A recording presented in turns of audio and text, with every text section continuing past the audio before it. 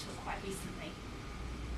So the situation or opportunity we faced in that workplace was that our customer satisfaction scores as London Underground had plateaued off. We had long-term plans to overcome this through massive infrastructure changes to the tracks, the stations and the trains and so on. But in Insight we had an idea that there was a relatively quick and easy and affordable way that we could improve the customer experience in the short term. So what was this Insight? It was all about that situation you get when you're on a tube train and for no apparent reason it stops in between two stations, quite often in a tunnel. And we knew that this is quite disconcerting for customers from the research that we've done, because those who are in a hurry are thinking, how long am I going to be here? And in that situation, every second feels like a minute, every minute feels like an hour, and you're getting anxious. But even those who aren't in a hurry, we knew from our ethnographic research, are nevertheless under psychological stress, because going underground is a very unnatural thing for a human being to do, and we have an innate fear of going underground due to a primeval fear of death, particularly by being buried alive. So it's an automatically stressful situation.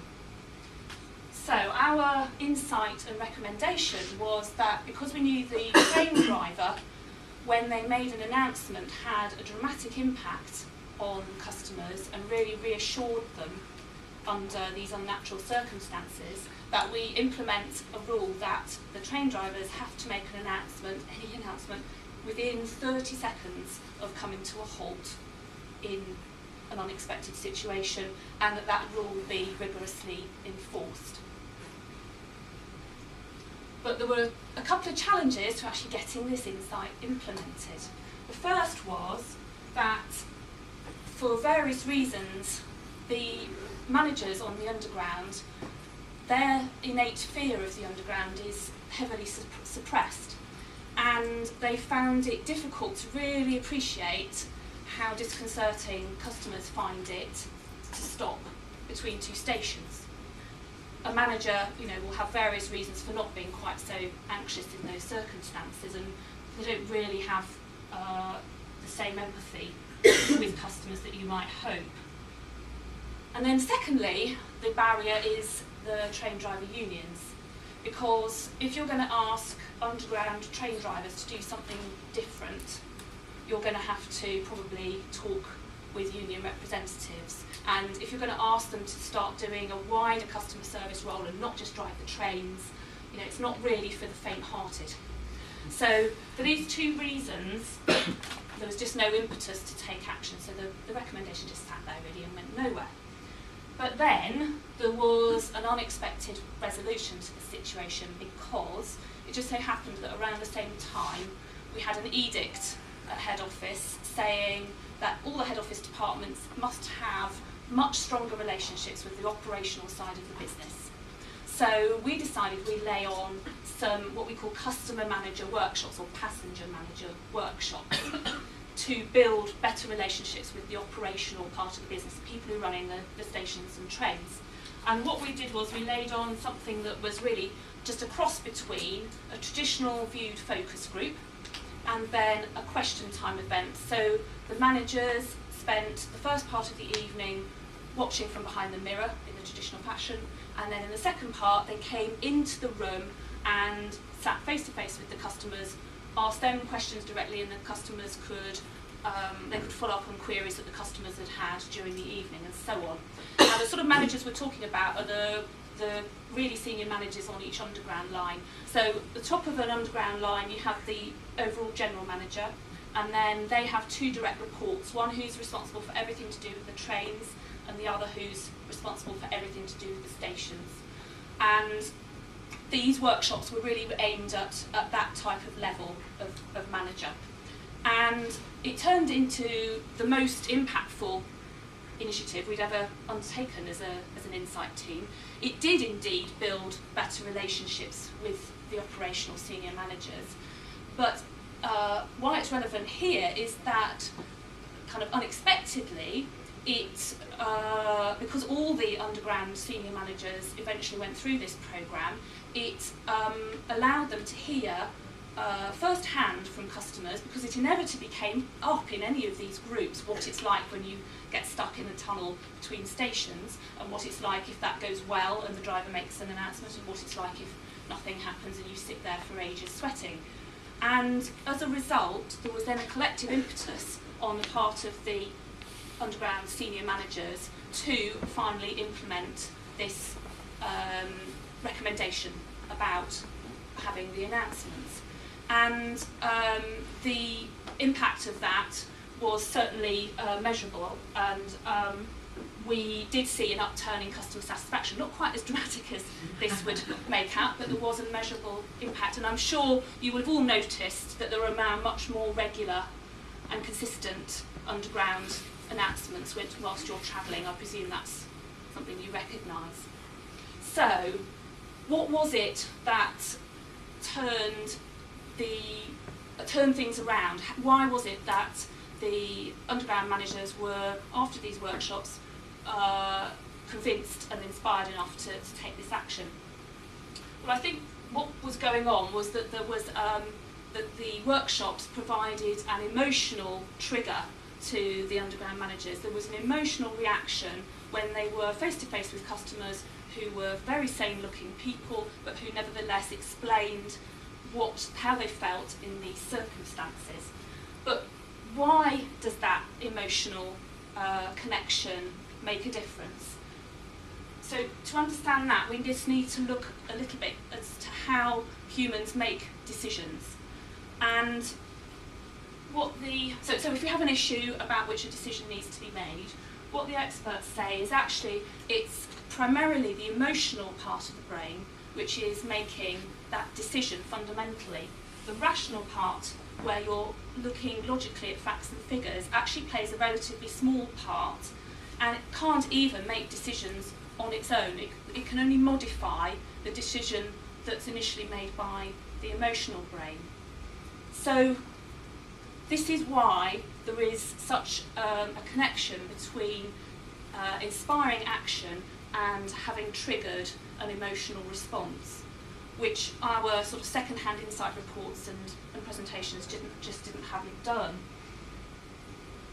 So don't just take my word for it. I'm just going to play you a short clip of an academic expert from an American university who's talking about the importance of emotions in decision making.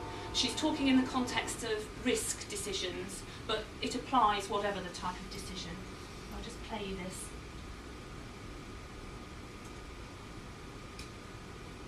Kind of two of the big findings coming out of that really I think encompass how people make decisions is one that we can be very emotionally minded. So we have these two systems in our brain, one that's very emotionally driven based on experience and feelings, and even some sort of kind of evolutionary motivation to survive and things like that. And then we have the more kind of the classic view that everyone thinks is the good decision making, the analytic, the more cognitive, kind of more deliberative side of our brain. And what we found out is that what motivates people, everything that starts the decision-making process comes out of that experiential, more kind of emotions or feelings-based part of the brain. And so if we don't account for that, one, we're missing a big piece of the kind of decision-making puzzle, and two, if we don't account for that, then we're going to be constantly scratching our head saying, why don't people care about this? Why do expert opinions on some risk that exists in the world, like related to climate change, why does that not match with the way the public thinks about it? And so trying to find a way to get those two to mesh and to get people to use both of those systems when thinking about information or making decisions is important. And it's always been thought that good decisions come out of leaving emotions out of the picture, and now people know that's just not true.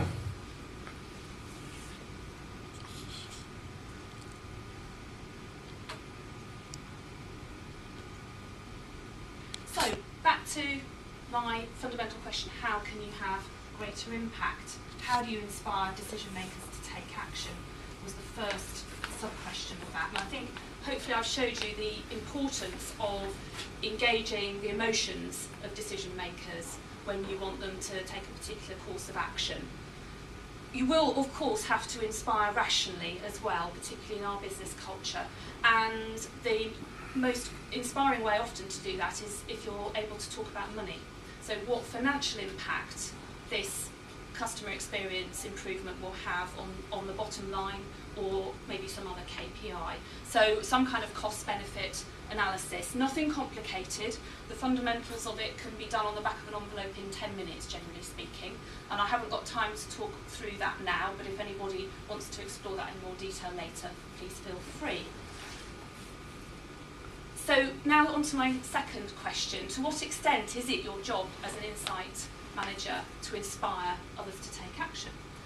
Well, this leads us back to another fundamental question, which is, what is the point of a customer insight team at the end of the day? And often when I ask client-side people this, I get these sorts of statements about providing actionable information and the like. But the definition that a lot of insight teams are now turning towards is that provided by another client-side best practice group called the Customer Insight Forum, which some of you I know subscribe to, which is to identify value for the business and to drive change. So in an insight team, you're very rarely able to instigate change in the business off your own bat. The only way you can do that is by inspiring your others in the business to do it for you, if you like. So the answer, in my view, to this question, is it your job, is a resounding yes. If you buy the aim of an insight team is to identify value for the organisation and to drive change, then yes, that has to be part of your remit. So what are the implications and recommendations coming out of all this for you? Well, firstly, I think it has an implication for how insight teams prioritise their work. So my recommendation is that you put more time and effort into inspiring decision makers to take action and decrease the amount of internal time spent on the mechanics and routine of customer experience measurement and reporting. I'm not saying at all that those are unimportant, just that they should be ruthlessly outsourced as much as possible to external agencies so that you can devote your time to influencing internally. And hence the title of my presentation, because I hope I've demonstrated that it's really emotional inspiration that is the key to driving action. Secondly, I think that the implication is on what insight teams are capable of doing and the sorts of skills, knowledge and experience that they need. And I think they're going to have to start or accomplish these types of activities and skills, which are not necessarily the traditional ones of an insight team. So, bringing things to a close now, I just would like to leave you with a prediction about where I think this will ultimately take us as insight teams.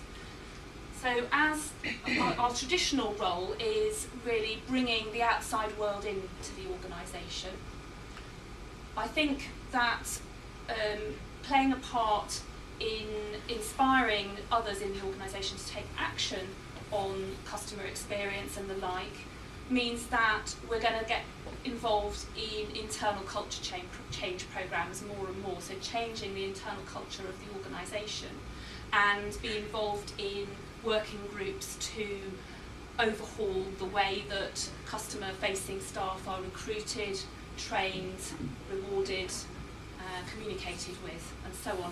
And we'll be acting in a much more internal consultant or business partner type role. And in a way you might say this is sort of bringing the inside of the organisation out, so the sort of other side of the coin. So that's my hunch for the future, and that concludes my presentation.